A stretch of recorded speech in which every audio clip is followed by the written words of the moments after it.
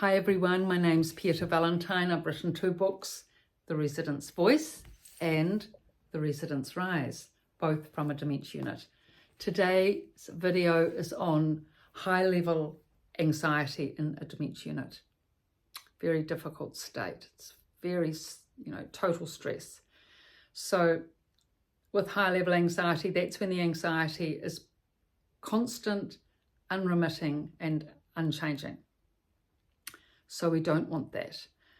I think what I'll do today is I'll talk about anxiety when it's just on the cusp or the edge of high-level anxiety, at the higher end of moderate anxiety, and when it's gearing into high anxiety, because that's where there's a chance of change.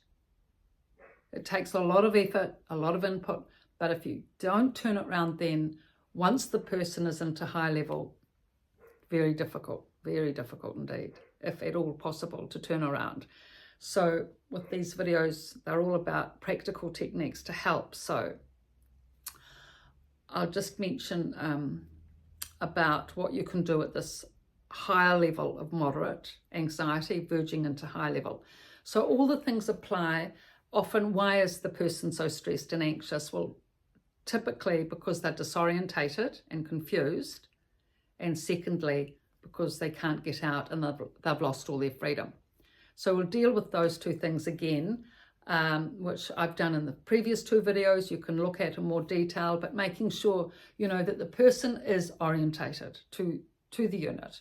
It's really important that they know where their room is, they know where their bathroom is, especially, that they know that they can go and lie down and have a sleep if they're really anxious, to just be able to chill out, that you are taking them out for walks, for them to be able to get out in the fresh air and sunshine, to get all those lovely endorphins, that you're encouraging them, that you're supporting them and telling them that you love them and that you're there to take them out, whenever you can.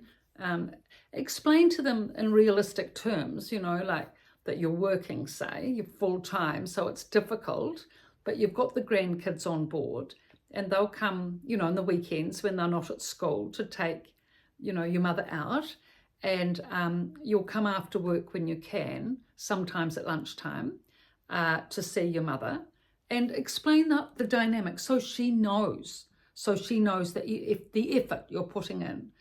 But at the same time, you do need to say, look, Mum, look, we know this is difficult. We know the whole family knows it's difficult, and we know it's not easy. It's not easy for us either, but we're doing our best and we're trying hard so that it can work for you and work for us and work, so that you can live here safely and have a nice life. You've got your room set up well. We're coming to take you out every day. We're coming to see you more than what we did when you were at home, because being here just near my work, I can see you more easily than having to go right out to the farm. And, you can come and stay overnight sometimes if you'd like to at my place. So, we're doing everything. But the thing is, you do need to try.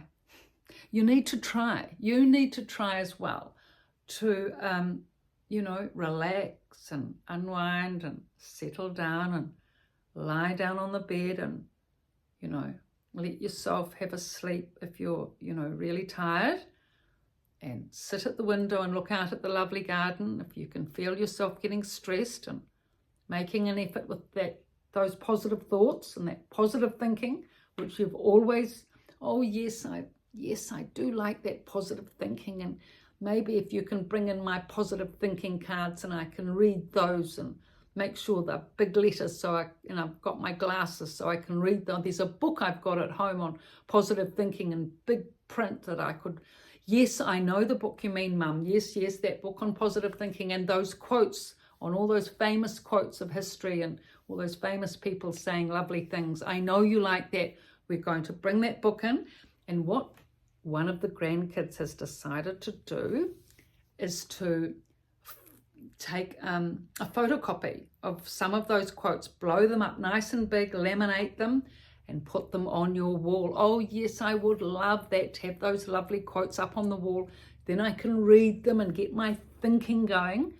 And, you know, I can think about them as I'm looking at the garden and going for my walks around the place. Yes, Mum. So this is what we want you to do.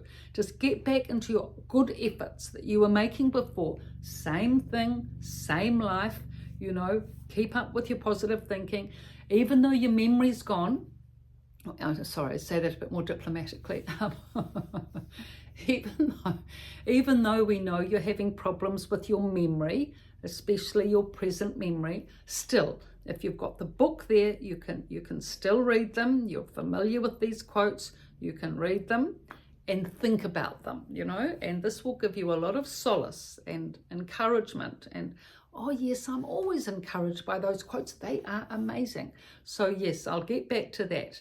So, you know, by now, your mother's, even if she was high anxiety and tensed up and stressed and whatever when, you know, you came in, honestly, you've done all this. She's got the quotes, she's got the, you know, posters happening, she's got sitting and looking out the window at the garden, you know, remembering her quotes, and you've got a little bedside table by her chair where the quote book can be, and, you know, and then another thing, maybe she loves, oh, look, what a, you know, you can say to her, look, you had that lovely book on New Zealand. Oh, yes, New Zealand pictures with all that Southern Alps. I love the Southern Alps. I used to go skiing on them when I was a child. Not Mount Cook, but some other mountain.